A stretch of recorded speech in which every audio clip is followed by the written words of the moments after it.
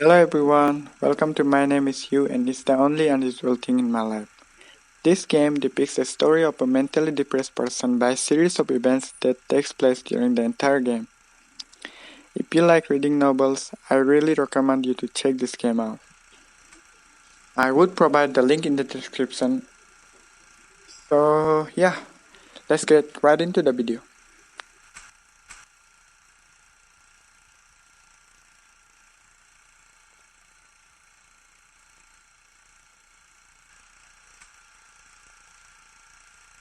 It may seem that the story of you is chaotic. However, in reality, it is not. The more stories you pass through, the more likely you will be to piece it into one whole picture. Use every possible opportunity. The truth is somewhere close. I suppose I will start at the very beginning.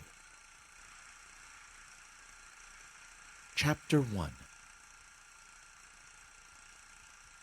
Once upon a time, there lived you. Despite his unusual name, his life was hardly any different from others. It was an unusually usual day when he was getting ready to go to work. 2 hours of sleep. What a formality, he said to himself, glancing at his watch. He was used to working at night, just as he was used to never having days off. That morning, the buttons on his shirt were fastened faster than usual. This was not by chance. The tear-off calendar boldly declared Friday, April 3rd. It reminded him that there were only 3 work days before his holiday, and there was no room for mistakes. His room in a communal apartment was not very big, so it did not take him long to pack. Having got dressed, he quietly walked past the neighbors' rooms into the hallway. Somebody was snoring loudly in the furthest room, which caused you to smile for some reason. He walked up to the front door and accidentally stepped on a pile of letters. Picking up the envelopes, he saw his name on one of them. You automatically put it in his pocket and walked out. The thought that next Sunday, a huge stone would be removed from the entrance to the crypt of his existence by the power of labor legislation kept you going.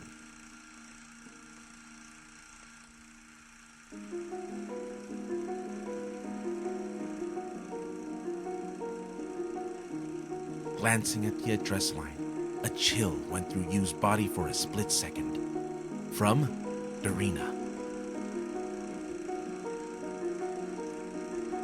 Yu was confused by the seal on the envelope, indicating the place of departure, No Leaf Grad. Is she really coming back to Cannot? Yu wondered. Dear Yu, my doctor's suspicions are confirmed. I have the same disease that struck you. I thought it over and decided that we need to break up. It may seem that things like that should bring people closer, but it would be unfair to myself. We can have our last date on the morning of April 3rd in the Seafront Cafe, and then I will leave Cannot and go abroad. He felt dizzy.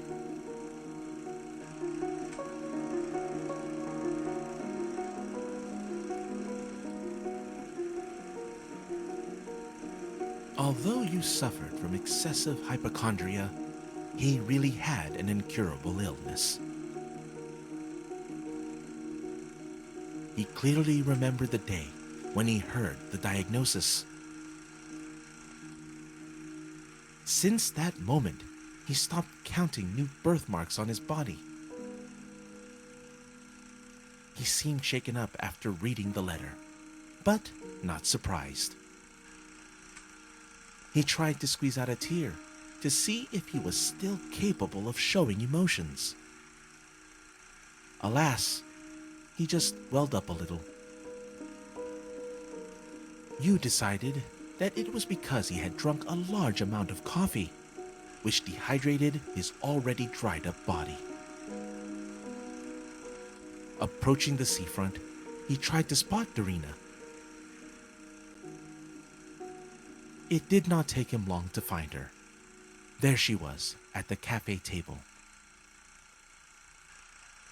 She probably had no clue how much he appreciated her starting the conversation. "Usually, you are late."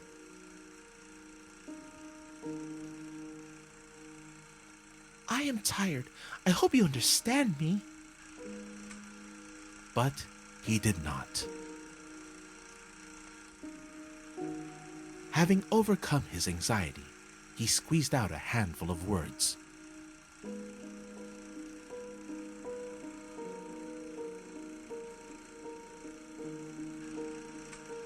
"Do not go away. Let's try once more." "Too late. I have put up with my life for the sake of old age. Now, there will be no old age." There had always been a gap of misunderstanding between them. He had embraced his illness long ago and resignedly yielded to his ailment with a loud, "Make yourself at home." It seemed that he had become closer to his illness than to Darina. He got distracted thinking about himself and missed her meaning.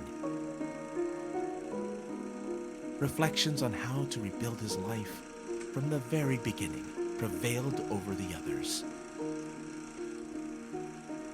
He was not ready to renew his relationship with himself, so he mentally grasped at the crumbles of the past seeping through his crucified palms. "I am sorry. I have made my decision.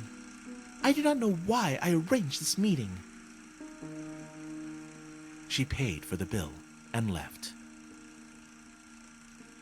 You froze in place, at first not daring to say anything, and then resigned himself to the role of a scapegoat thrown into the unknown. For some reason, he saw something noble in their breakup. You were sure that he went to work immediately after the meeting, but when he came to his senses, he realized that he was on an unfamiliar street, cloaked by dusk. Despite the fact that the street seemed to be deserted, he felt someone's heavy presence. Turning to a rustle behind his back, you impaled his chest on a knife, squeezed in the hands of a long familiar figure. "Greetings from the past." Whether from pain or surprise, you could not utter a single word. The murderer carefully took out the blade and laid your motionless body on the ground. Blood flowed through the cold mosaic of paved stones. The corners of Yu's mouth spread into a smile.